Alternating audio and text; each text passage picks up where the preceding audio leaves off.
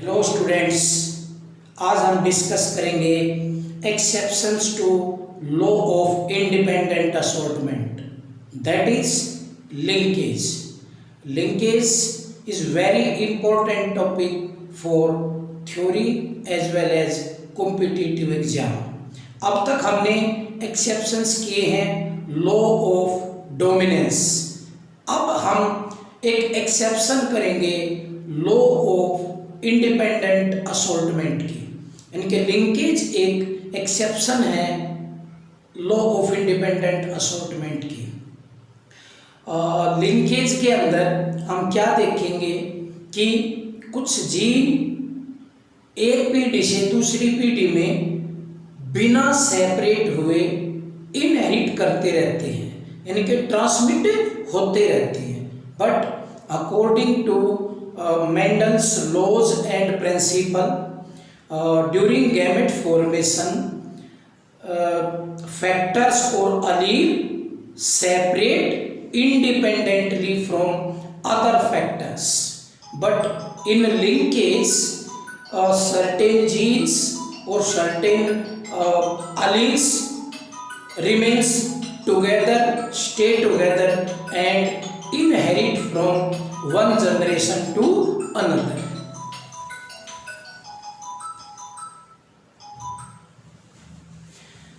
Inherit from one generation to another. तो एक तरफ तो मेंडल जी कहते हैं कि जो फैक्टर हैं, जो अलील हैं, गैमेट फॉर्मेशन के दौरान सेपरेट हो जाते हैं. बट लिंकेज कहता है कि कुछ जीन, कुछ alleles stay together and inherit from one generation to another. यानी कि कुछ जीन की ये टेंडेंसी होती है कि वो इकट्ठे रहते हैं और इकट्ठे के इकट्ठे ही अगली जनरेशन में जाते हैं, वो सेपरेट नहीं होते. तो इसी टॉपिक के साथ हम आपके सामने हैं लेके तो देखते हैं लिंकेज क्या है.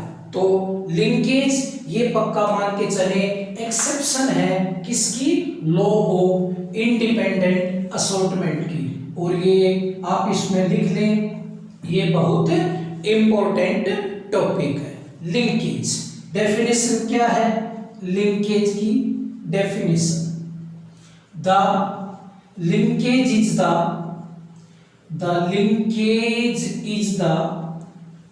Tendency, linkage is the tendency of gene. Linkage is the tendency of gene to stay together. Tendency of gene to stay together. ये जीन की टेंडेंसी है कि वो इकट्ठे रहें, stay together, and inherit from, inherit मतलब अगली पीढ़ी में जाते हैं, and inherit from generation to generation, and inherit from generation to generation. एक पीढ़ी से दूसरी पीढ़ी में ये जीन इकट्ठे रहते हुए आगे पास होते रहते हैं.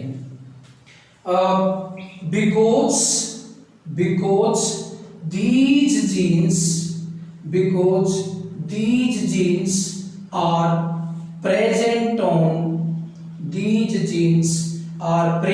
on same chromosome. These genes are present on same chromosome.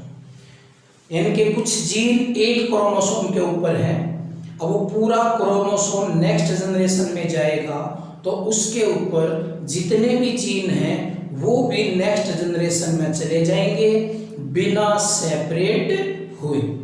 तो लिंकेज का यही अर्थ हुआ, ये टेंडेंसी है जीन की कि वो इकट्ठा रहना चाहते हैं और इनहेरिट होते हैं एक जनरेशन से अगली जनरेशन में. Because these genes are present on same chromosome. तो एक ही क्रोमोसोम के ऊपर होने के कारण ये इकट्ठे रहते हैं और इकट्ठे ही एक जनरेशन से दूसरी जनरेशन में जाते हैं, तो ये लिंक्ड रहते हैं यानी कि इकट्ठे से. तो इस फिनोमिना को हम क्या कहेंगे, लिंकेज। अब देखो दो तरीके के जीन होते हैं, the genes are of two types. ये जो जीन है ये दो तरीके के हैं, on the basis of linkage है या लिंकेज नहीं है, उसके आधार पे ये दो तरीके के होते हैं। एक तो होते हैं linked gene, the gene which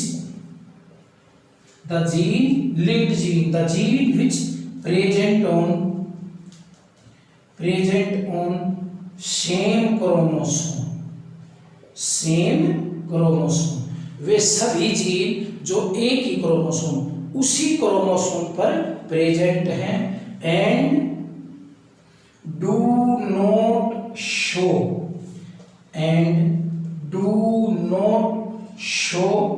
independent assortment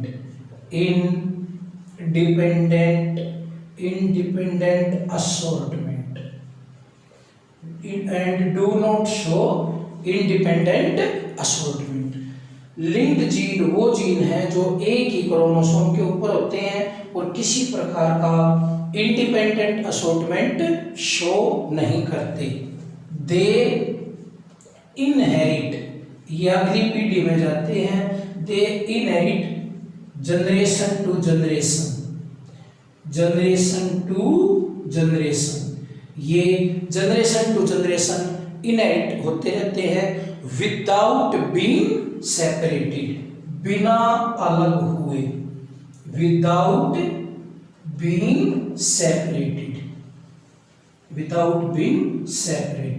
क्योंकि ये एक ही क्रोमोसोम के ऊपर प्रेजेंट है, सेम क्रोमोसोम के ऊपर प्रेजेंट होते हैं।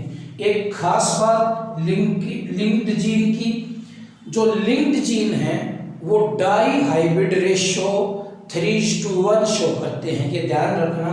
लिंक्ड जीन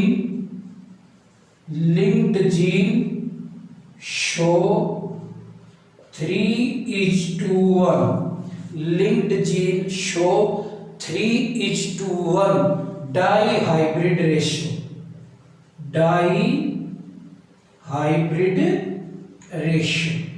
जो लिंक्ड जीन है उनकी डाई हाइब्रिड जो रेशियो होती है वो 3:1 होगी। हम इसको अगले टॉपिक्स में इसको प्रूव करके दिखाएंगे कि किस तरीके से लिंक्ड जीन की जो डाई हाइब्रिड रेशियो होती है वो 3:1 होती है। ठीक है, अभी एक ये पॉइंट है लिंक्ड जीन का, इसको आगे चल के प्रूव करेंगे।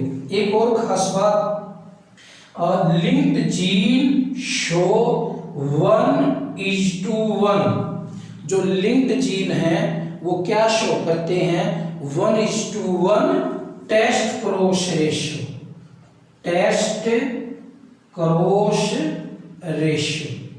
जो लिंक्ड जीन की टेस्ट क्रॉस रेशियो है वो 1:1 होगी। और ऊपर वाली लाइन में क्या बताया गया है, जो लिंक्ड जीन है उनकी डाई हाइब्रिड रेशियो 3:1 होगी। तो ये ध्यान रहे, डाई हाइब्रिड रेशियो तो क्या होगी 3:1, और जो टेस्ट क्रॉस रेशियो है वो क्या होगी 1:1। हम इन डाई हाइब्रिड जो रेशियो है इसको भी आगे निकाल के दिखाएंगे और टेस्ट क्रॉस रेशियो को भी निकाल के दिखाएंगे। और ये आप थोड़ा सा ये समझ लें, जो टेस्ट क्रॉस रेशियो है वो क्या हो, जो टेस्ट क्रॉस है तो लिंक्ड जीन की जो टेस्ट क्रॉस रेशियो हो तो 1:1 है, बट आपको एक वर्ड आया है यहाँ पर वो समझना चाहिए, टेस्ट क्रॉस। क्या, टेस्ट क्रॉस। अभी ये मैं डेफिनेशन लिखवाऊंगा, बट इतना समझ लें, टेस्ट क्रॉस वो क्रॉस होता है जिसमें F1 इंडिविजुअल को होमोजाइगस रिसेसिव के साथ क्रॉस कराया जाता है। टेस्ट क्रॉस वो क्रॉस है जिसमें F1 इंडिविजुअल को the cross in which F1 individual, ये F1 इंडिविजुअल यानी कि जो हाइब्रिड है, जो हेटेरोजाइगस हैं, उनके इंडिविजुअल को किसके साथ क्रॉस कराया जाता है? होमोजाइगस रिसेसिव के साथ। तो इस तरीके के क्रॉस को टेस्ट क्रॉस कहते हैं। आगे चल के हम टेस्ट क्रॉस की डेफिनेशन और क्रॉस करके भी देखेंगे, बट आप थोड़ा सा ये समझ लें, ये वर्ड आया है कि जो टेस्ट क्रॉस है वो क्या है। तो जैसे मान लीजिए ये कैपिटल टी स्मॉल टी, ये क्या है? F1 का, और होमोजाइगस रिसेसिव क्या हुए? स्मॉल टी, तो ये तो हो गया होमोजाइगस रिसेसिव, और ये क्या हो गया? F1। तो इन दोनों की जो क्रॉस करते हैं वो क्रॉस क्या कहलाती है? Test cross. और जो लिंक्ड जीन होते हैं उनकी टेस्ट क्रॉस रेशियो कितनी होती है? 1:1।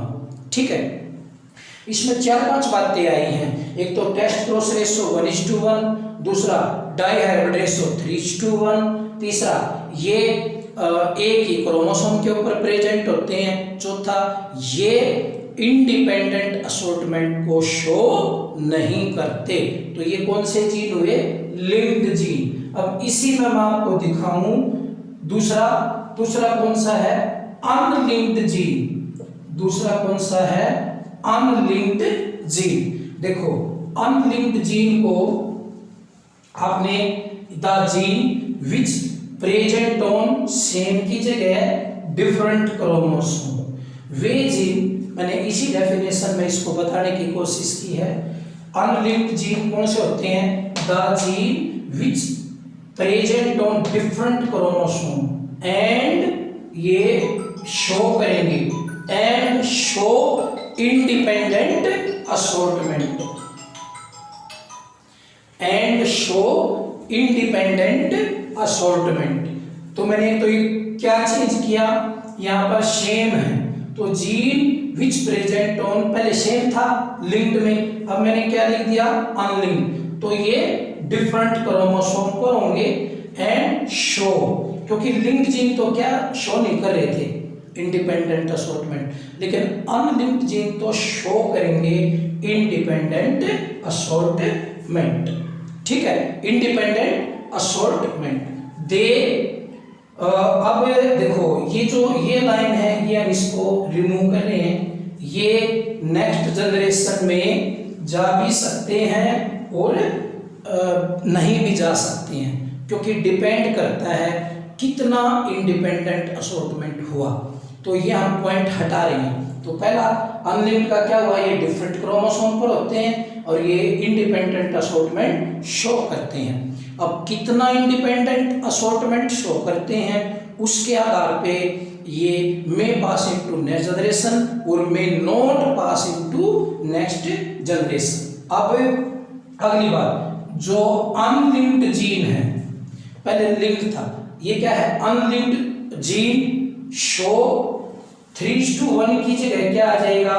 9:3:3:1 डाई हाइब्रिड रेशियो। जो अनलिंक्ड जीन होते हैं वो कौन सी डाई हाइब्रिड रेशियो शो करते हैं? 9:3:3:1। और लिंक्ड कौन सी शो कर रहे थे? 3:1। एक ये डिफरेंस भी आ गया। अब जो अनलिंक्ड जीन है उनकी जो टेस्ट क्रॉस रेशियो है वो क्या होगी? Test cross ratio 1:1:1:1। तो जो टेस्ट क्रॉस रेशियो है अनलिंक्ड जीन की वो 1:1:1:1। ये किसकी होगी? अनलिंक्ड जीन की टेस्ट क्रॉस रेशियो 1:1:1:1। लेकिन लिंक्ड जीन में जो टेस्ट क्रॉस रेशियो थी वो 1:1 थी। तो ये अनलिंक्ड और क्या थे? Linked gene. एक असाइनमेंट के रूप में आप ये क्वेश्चन लिखेंगे, right difference between linked gene and unlinked gene. ये आप लिख लेंगे ताकि आपको ये पक्का याद रह जाए। तो किस किस में आपको अंतर बताना है? लिंक्ड और अनलिंक्ड जीन के अंदर डिफरेंस। ठीक है, तो जीन और अनलिंक्ड जीन और लिंक्ड जीन के बीच में आप बताएंगे डिफरेंस जो मैंने अभी आपको बताई है। ठीक है, अब ये जो लिंकेज का जो प्रोसेस है, ये असॉर्टमेंट है। The linkage was discovered by, किसने किया था? Linkage was discovered by Bateson and Punnett, Bateson and Punnett, PUNNET, in 1906। सबसे पहले जो लिंकेज का जो प्रोसेस है वो बेटसन और पुनेट ने 1906 में डिस्कवर किया था। इन स्वीट पी, किसमें कह सकते हैं? इन स्वीट पी के अंदर, इन स्वीट पी के अंदर ये डिस्कवर किया था। ठीक है, लेकिन क्लियरली प्रूव और डिफाइन ये TH मॉर्गन ने किया था, ये खास बात। But clearly prove and defined by TH Morgan, by performing breeding experiment on Drosophila melanogaster,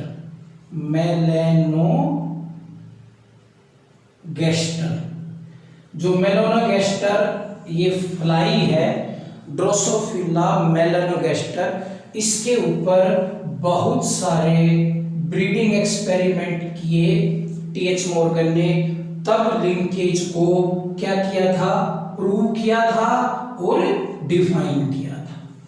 ठीक है, तो वैसे डिस्कवर किसने किया था?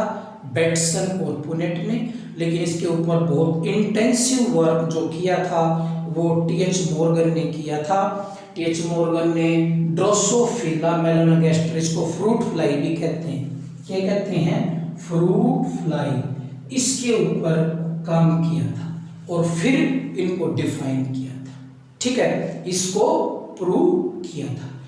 काफी सारा एक्सपेरिमेंट करने के बाद फिर TH मॉर्गन ने एक लिंकेज के ऊपर एक थ्योरी दी और उस थ्योरी का नाम था chromosome theory of linkage. On the basis of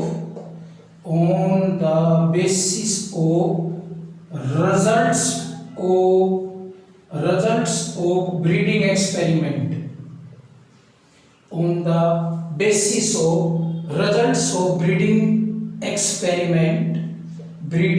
experiments on Drosophila melanogaster, DM, breeding experiment on Drosophila melanogaster, Drosophila melanogaster के ऊपर बहुत सारा काम करके उनके रिजल्ट्स के आधार पे TH Morgan gave a theory, एक थ्योरी दी, उसका नाम था क्रोमोसोमल थ्योरी ऑफ लिंकेज,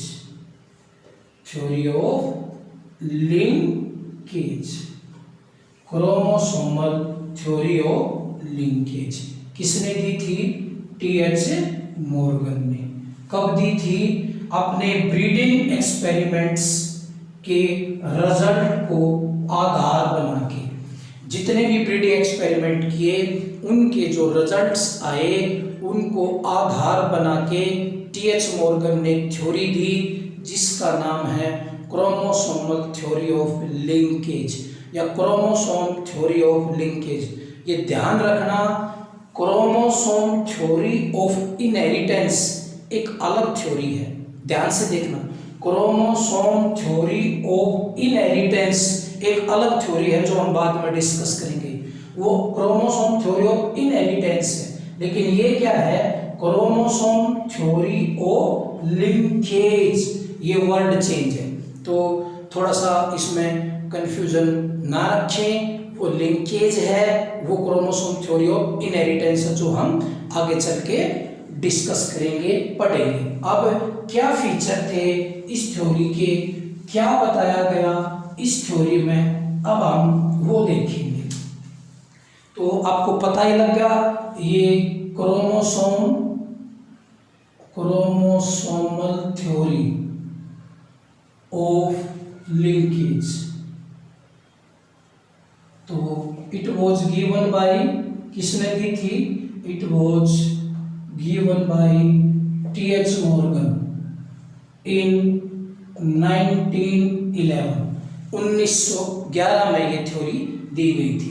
क्या थे बेसिक फीचर इस थ्योरी के, जो बेसिक फीचर्स थे इस थ्योरी के वो थे, नंबर 1 सिंपल है, बस 4 बेसिक फीचर थे। जो लिंक्ड जीन है वो सेम क्रोमोसोम के ऊपर प्रेजेंट होते हैं। एक तो ये था, linked gene present on same chromosome, linked gene present on same chromosome and inherit from generation to generation। जो लिंक्ड जीन है वो एक ही क्रोमोसोम के ऊपर प्रेजेंट है और एक पीढ़ी से दूसरी पीढ़ी वो इनहेरिट पास होते रहते हैं without being separated, without being separated. एक तो इस थ्योरी का बेसिक पॉइंट ये था, जो कि हम डेफिनेशन के रूप में भी कर चुके हैं। दूसरा जो लिंक्ड जीन है, लिंक्ड जीन, ये खास बात, are present in linear sequence, present in linear sequence on same chromosome.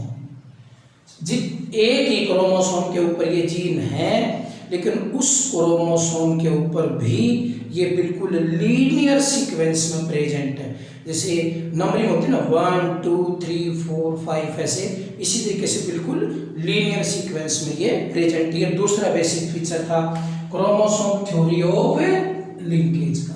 तीसरा, अब आपको ये तो पता ही है, ये लिंक्ड जीन है, एक क्रोमोसोम के ऊपर है, जनरेशन टू जनरेशन बिना अलग हुए आगे जाते हैं। तो जैसे माता पिता के अंदर जीन है, ऐसे के ऐसे जीन प्रोजेनी के अंदर जाएंगे, यानी कि नेक्स्ट जनरेशन के अंदर जाएंगे।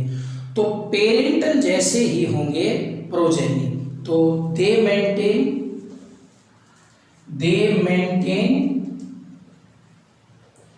पेरेंटल कॉम्बिनेशन, दे मेंटेन पेरेंटल कॉम्बिनेशन। जो पेरेंटल कॉम्बिनेशन है उसको मेंटेन करने की ये क्या करते हैं, कोशिश करते हैं। मीन्स नो रिकॉम्बिनेंट, ये खास बात, means no recombinant progeny will formed, यानी कि जो प्रोजेनी है वो अलग नहीं होंगी, रिकॉम्बिनेंट यानी कि डिफरेंट नहीं होंगी, वो प्रोजेनी अपने पेरेंट्स जैसी ही होंगी। पेरेंटल कॉम्बिनेशन को मेंटेन करते हैं, क्योंकि यहाँ पर ना तो क्रॉसिंग ओवर होता और ना ही इंडिपेंडेंट असॉर्टमेंट होता। तो जैसे पेरेंट्स वैसे प्रोजेनी, ये खास बात। और फोर्थ, अब आप ये देखो, जैसे ये 2 जीन है, अब इन 2 जीन के बीच में ये डिस्टेंस है, और ये 2 जीन हैं, इनके बीच में ये इतना क्या है डिस्टेंस। तो आप ये बताओ, अगर डिस्टेंस ज़्यादा होगा तो लिंकेज कम होगा या ज़्यादा? तो लिंकेज कम होगा, क्योंकि ये दूर दूर हो जाएंगे। लिंकेज का मतलब जुड़ना। अब दूर है तो जुड़ेंगे कैसे? तो ये पॉइंट चौथा, जितना ज़्यादा डिस्टेंस होगा लिंक्ड जीन के बीच में, उतना ही लिंकेज कम होगा, और जितना डिस्टेंस कम होगा उतना ही लिंकेज ज्यादा होगा। इसका मतलब linkage is inversely proportional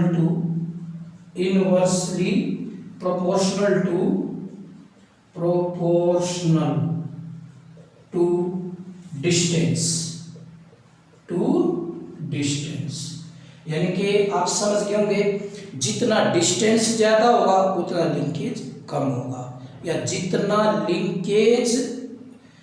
distance कम होगा उतना ही लिंकेज ज्यादा होगा। तो इनवर्सली प्रोपोर्शनल का मतलब ये होता है। तो ये 4 बेसिक फीचर थे किसके, क्रोमोसोम थ्योरी ऑफ किसके, लिंकेज की।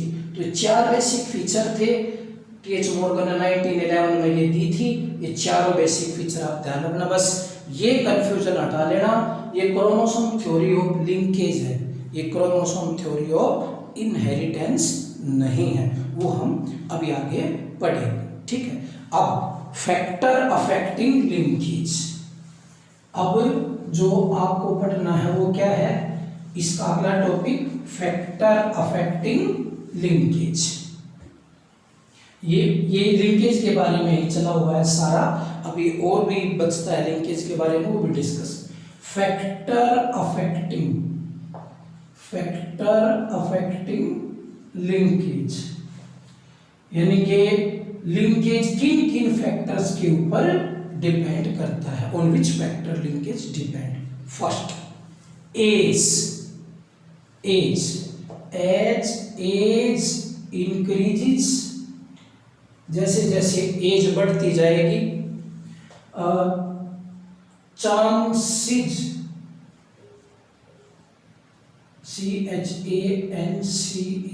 Chances of crossing over, as age increases chances of crossing over decreases, so linkage increases, यानी कि जो जैसे जैसे एज बढ़ेगी लिंकेज भी बढ़ेगा। क्यों? क्योंकि एज के साथ साथ क्रॉसिंग ओवर कम हो जाते हैं। क्रॉसिंग ओवर हम आपने थोड़ा सा +1 में भी किया था, इस टॉपिक को हम यहाँ भी डिस्कस करेंगे। जो म्यूचुअल एक्सचेंज ऑफ जो segments of non sister chromatid होता है पाइकेटिन स्टेज के ऊपर, तो वो क्रॉसिंग ओवर, तो क्रॉसिंग ओवर घटेगा तो लिंकेज बढ़ेगा, तो एज बढ़ेगी तो लिंकेज भी बढ़ेगा क्योंकि क्रॉसिंग ओवर घट जाएगा।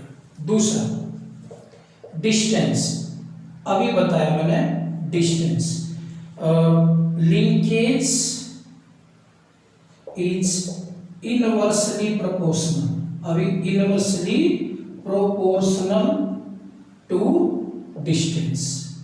अभी इसका यही अर्थ बताया था, जितना डिस्टेंस बढ़ेगा उतना लिंकेज घटेगा, जितना डिस्टेंस घटेगा उतना लिंकेज बढ़ेगा। तीसरा, temperature, linkage decreases with increase temperature, मतलब हुआ अगर टेम्परेचर बढ़ेगा तो लिंकेज घटेगा, एज क्योंकि क्रॉसिंग ओवर बढ़ेगा, क्रॉसिंग ओवर इंक्रीजेज, तो टेम्परेचर बढ़ने से क्रॉसिंग ओवर बढ़ता है तो लिंकेज घट जाएगा। आप ये समझ कर चलिए, क्रॉसिंग ओवर का ये अपोजिट होता है, अगर क्रॉसिंग ओवर बढ़ेगा तो लिंकेज घटेगा, अगर क्रॉसिंग ओवर घटेगा तो लिंकेज बढ़ेगा। तो टेम्परेचर बढ़ेगा तो लिंकेज घटेगा, डिस्टेंस बढ़ेगा तो लिंकेज घटेगा, एज बढ़ेगी तो लिंकेज भी बढ़ेगा। अब क्या है, radiation,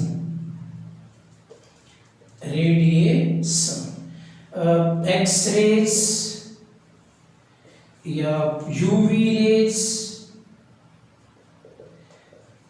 also affect linkage।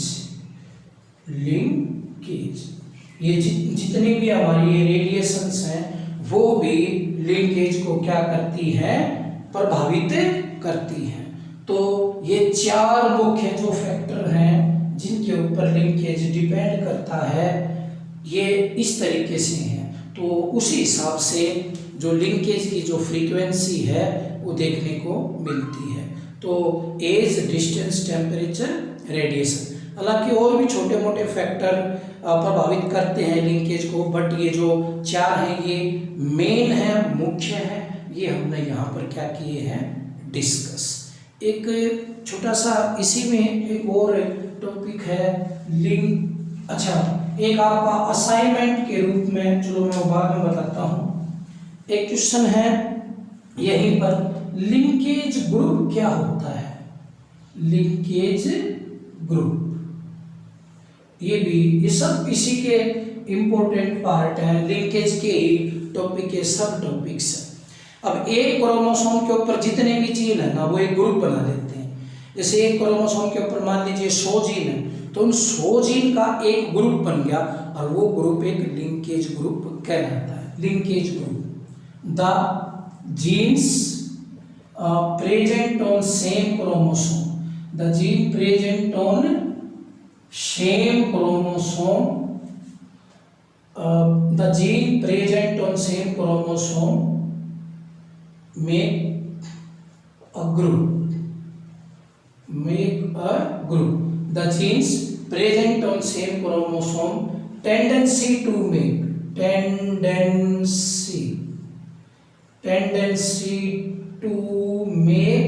a group। The genes present on same chromosome, एक ही क्रोमोसोम पर 200 है, 400 है, 2000 है gene chromosome, tendency to make a group which inherit, वो सारा group which inherit generation to generation, which inherit generation to generation without change और separation, without change और separation, is called linkage group. उसको हम क्या कहेंगे, लिंकेज ग्रुप। वही the genes, वे gene present on same chromosome, जो एक ही क्रोमोसोम के ऊपर प्रेजेंट है, tendency to make a group, tendency to make a group, the gene present on same chromosome tendency to make a group, way group बनाने की कोशिश करते हैं जो कि एक पीढ़ी से दूसरी पीढ़ी में बिना अलग हुए, बिना परिवर्तन किए आगे चले जाते हैं। उसको हम क्या कहते हैं, लिंकेज ग्रुप। जैसे लिंकेज ग्रुप तो हम कैसे निकाल सकते हैं, मान लीजिए टोटल नंबर ऑफ क्रोमोसोम, इसको हम 2 से डिवाइड कर देते हैं तो लिंकेज ग्रुप आ जाएंगे, ठीक है।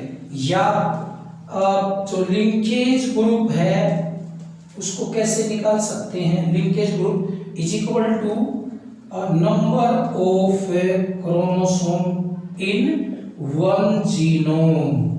एक जीनोम के अंदर कितने क्रोमोसोम हैं, मान लीजिए एक जीनोम के अंदर 10 क्रोमोसोम है, जैसे मेल्स के अंदर होते हैं, तो कितने लिंकेज ग्रुप हो जाएंगे, 10। तो मान लीजिए हमारे अंदर कितने क्रोमोसोम है, मनुष्य के अंदर 46, तो इसको 2 से डिवाइड करेंगे तो क्या निकलेगा, लिंकेज ग्रुप, क्योंकि वो पेयर्स में होते हैं ना।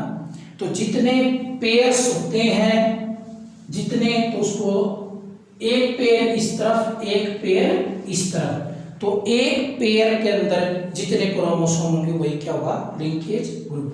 For example in human 23 linkage group are present.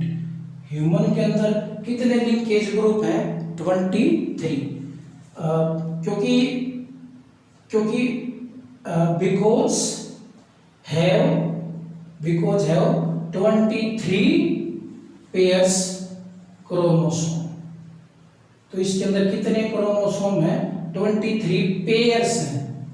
तो पेयर्स को जैसे 46 हो गए, 2 से डिवाइड करेंगे तो 23। इन पी प्लांट तो कितने हैं?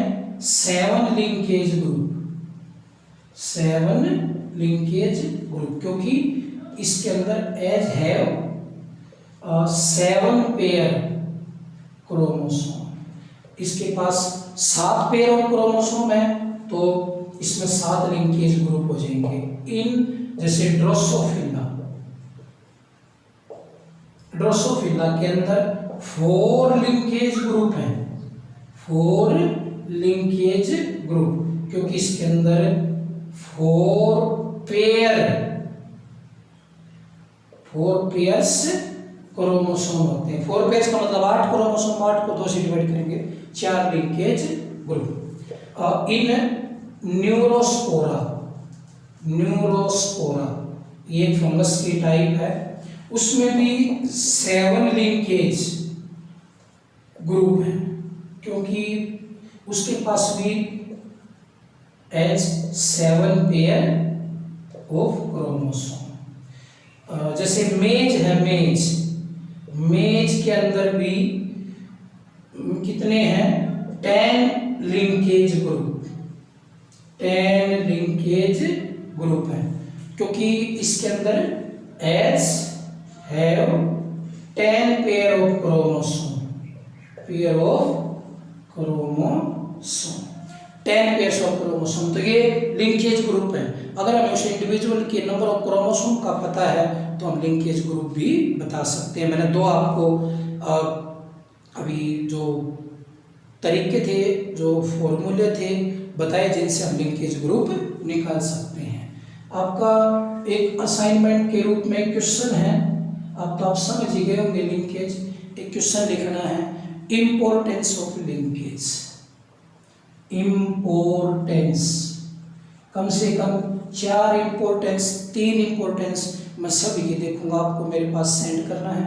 इम्पोर्टेंस ऑफ लिंकेज, तो इम्पोर्टेंस ऑफ लिंकेज आपको 3 से 4 इम्पोर्टेंस लिख के देखता हूँ सबसे पहले कौन सेंड करता है। आगे हम करेंगे टाइप ऑफ लिंकेज।